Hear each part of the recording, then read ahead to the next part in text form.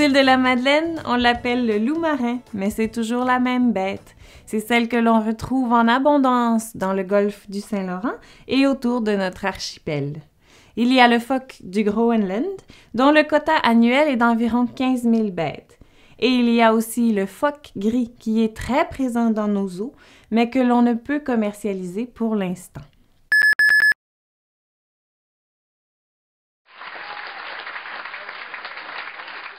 En 2012, Pêche et Océan Canada estimait la population de phoques du Groenland au nord-ouest de l'Atlantique à environ 7,7 millions d'individus, ce qui veut dire que la population aurait quadruplé depuis les années 1970.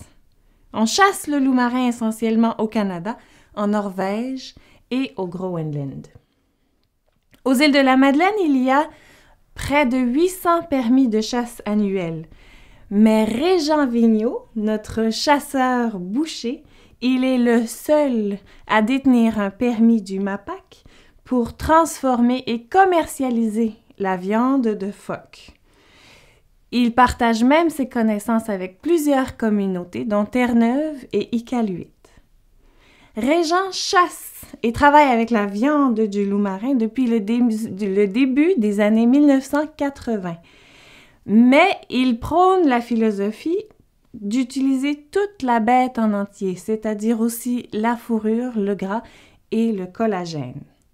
C'est à la boucherie Côte à Côte que Régent met en valeur cette viande très savoureuse, nutritive et bien entendu sans hormones de croissance. Vous avez le tableau nutritionnel sur le site.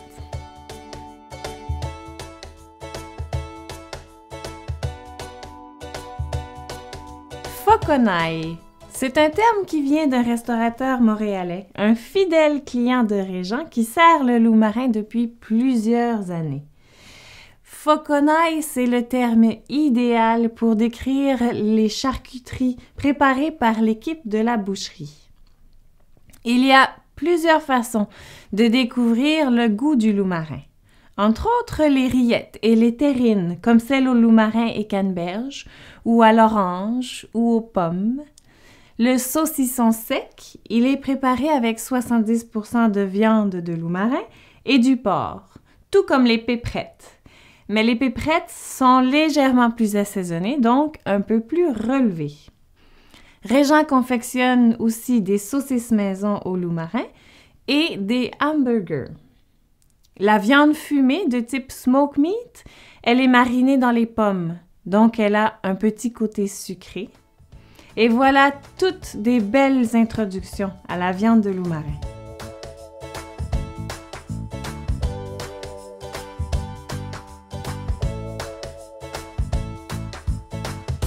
On utilise vraiment toutes les parties pour la viande de l'animal.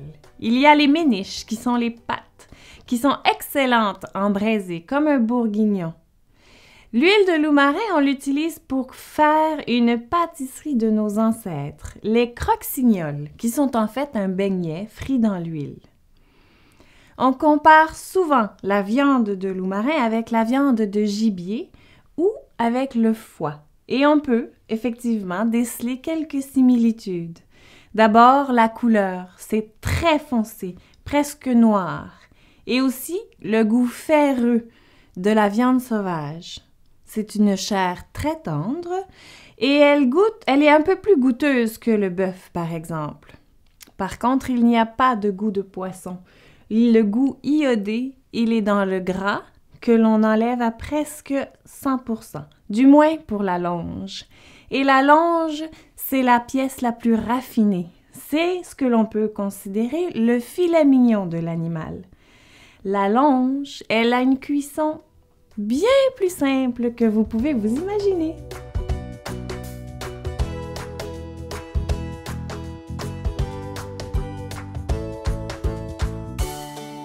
La viande de loup marin, c'est un produit de luxe parce que difficile à se procurer. Alors autant bien apprendre à le cuisiner. Le filet ou la longe, c'est la même chose. C'est très apprécié dans une sauce, par exemple au chocolat ou à l'orange, une sauce qui sera sucrée. L'important, c'est de ne pas trop cuire la viande parce qu'elle est maigre, donc elle a tendance à sécher. L'idéal, c'est vraiment de le servir rosé, voire même saignant pour en conserver tout le jus et toutes les saveurs. La première étape pour la cuisson de la longe de loup marin, c'est d'abord faire fondre un corps gras dans une poêle chauffée à température élevée. Ici, le gras de canard donne des résultats très savoureux. Ensuite, vous allez déposer votre pièce de viande dans la poêle et la saisir jusqu'à coloration. 2-3 minutes de chaque côté et vous faites tous les côtés. On enfourne le tout dans un four préchauffé à 400 degrés Fahrenheit ou 200 degrés Celsius, environ 5 minutes. On veut que la chair soit ferme sous la pression des doigts, mais très tendre. À la sortie du four, il faut laisser reposer la viande environ 5 minutes. Donc, pendant ce temps, dans notre même poêle, on va préparer la sauce. Il s'agira donc d'y faire déglacer la poêle avec soit du miel, un fond de veau, un sirop. Ça peut être un alcool aromatique, idéalement sucré. Et vous allez laisser réduire tout ça pendant 5 à 7 minutes. Au moment de servir, on tranche notre viande en aiguillettes, déposée dans l'assiette de service, salée, poivrée, nappée de sauce et servir. Pour la sauce, vraiment, c'est votre imagination qui vous guide. Vous pouvez utiliser des canneberges, des agrumes, des cerises. Ça peut être le chalin, un vin de type Porto du Barbocheux, ou encore une herbe fraîche telle que le romarin. La sauce, vous la faites avec les ingrédients que vous aimez.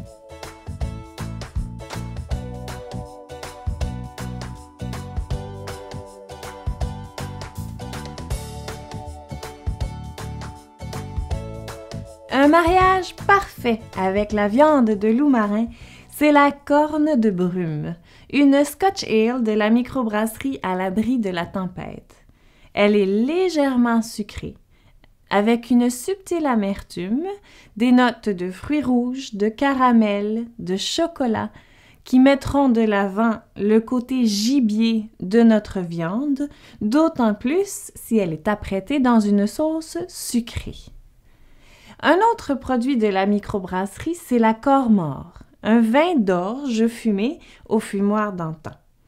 Très intéressant parce que c'est fruité, très aromatique, ce qui ira très bien avec notre viande, très savoureuse.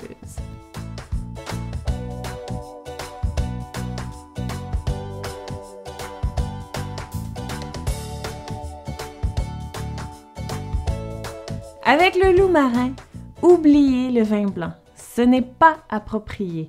Il vous faut un vin rouge corsé avec des tanins bien présents qui vont enrober les arômes puissants de notre viande afin de créer une belle harmonie. Cherchez donc un vin de couleur rouge intense avec des arômes puissants. Des vins élaborés avec des cépages tels que Syrah ou Shiraz, c'est le même cépage, c'est juste le nom qui diffère, un Cabernet Sauvignon, du Merlot, Tempranillo, Malbec. Alors, je vous suggère un Shiraz de l'Afrique du Sud, un Cabernet Sauvignon du Nouveau Monde, un Cahors de France qui est élaboré avec du Malbec, aussi Tempranillo d'Espagne ou cherchez la Carmenère. C'est un cépage très puissant qu'on utilise de plus en plus en Amérique du Sud, entre autres en Uruguay. Alors, santé!